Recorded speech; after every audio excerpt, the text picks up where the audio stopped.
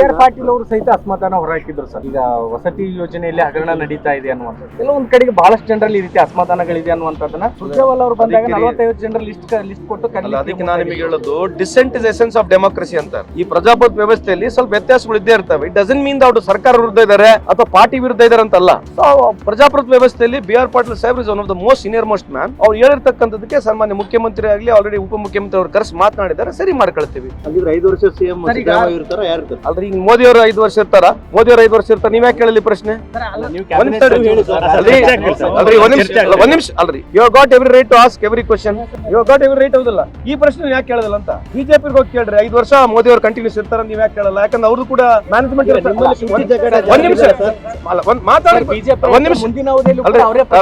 ಒಂದ್ ನಿಮಿಷ ಮಾತಾಡಿ, ನೀವು ಅವ್ರನ್ನ ಕೂಡ ಕೇಳಿ. ಯಾಕಂದ್ರೆ ಅವ್ರದ್ದು ಸಮ್ಮಿಶ್ರ ಸರ್ಕಾರ, ನಮ್ದು ಫುಲ್ 140 ಇರ್ತಕ್ಕಂಥ ಬಹುಮತ ಸರ್ಕಾರ. ನೀವು ಬಿಜೆಪಿ ಎಲ್ಲ ಕೇಳ್ಬೇಕಾಗಲ್ಲ, ನಮ್ಮನ್ನು ಕೇಳ್ಬೇಕು. ಫಸ್ಟ್ ಕೇಳೋದು ಪ್ರಧಾನಮಂತ್ರಿ ನರೇಂದ್ರ ಮೋದಿ ಸಾಹೇಬರು 5 ವರ್ಷ ಕಂಟಿನ್ಯೂ ಆಗ್ತಾರೆ ನೀವು ಕೇಳಿದ್ಮೇಲೆ, ಆಮೇಲೆ ನಮ್ಮ ಸಿದ್ದರಾಮಯ್ಯ ಸಾಹೇಬ್ರು ನೀವು ಕೇಳ್ಬೇಕು.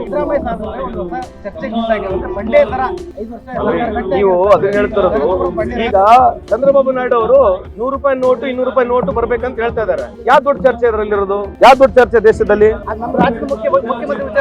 ಅಲ್ರಿ, ನಮ್ ದೇಶದ ಇಂಪಾರ್ಟೆಂಟ್ ಅಲ್ರಿ. ರಾಜಕಾರಣ ಅಂದ್ಮೇಲೆ ಎಲ್ಲ ಇಂಪಾರ್ಟೆಂಟ್ ಅಲ್ಲ, ರಾಜಕಾರಣ ಎಲ್ಲ ರಿಲೇಟೆಡ್ ಇದೆ. It is integral part. ನೀವು ಕೇಳ್ತಕ್ಕಂಥ ನಮ್ಮನ್ನ ಕೇಳ್ರಿ, ತೊಂದ್ರೆ ಇಲ್ಲ. ಬಟ್ ಅವ್ರನ್ನು ಕೂಡ ಅದನ್ನೇ ಕೇಳಿ ಅಂತ ಹೇಳಿ. ನೀವು ಯಾರನ್ನ ಬಿಜೆಪಿ ಮುಖಂಡರು ಬಂದ್ರೆ ಅದೇ ಹೇಳ್ತಿರೋದು. ಅಲ್ಲಲ್ಲ, ಹೇಳ್ತಿರೋದು ನಾನು ಹೇಳಿರೋದು Chandrababu Naidu is demanding on it. What does it mean? Secondary, ಎಲ್ಲರೂ ಎಲ್ಲದನ್ನ ಮಾತಾಡ್ಬೇಕಂತ ಏನಿಲ್ಲಲ್ಲ, ಎಲ್ಲರೂ ಎಲ್ಲದನ್ನ ಮಾತಾಡ್ಬೇಕಂತ ಏನಿಲ್ಲ. ನನ್ನ ವಿಚಾರಗಳು ನಾನು ಮಾತನಾಡ್ತೀನಿ, ಸಿಎಂ ಸಾಹೇಬ್ರು ಅವ್ರ ವಿಚಾರ ಅವ್ರು ಮಾತನಾಡ್ತಾರೆ. ನೀವು ನಮ್ಮನ್ನ ಅಗಲಾಲ ಇದನ್ನ ಕೇಳೋದು ಬದಲು ಅವ್ರನ್ನು ಕೂಡ ಕೇಳಿ ಅಂತ ನನ್ನ ರಿಕ್ವೆಸ್ಟ್.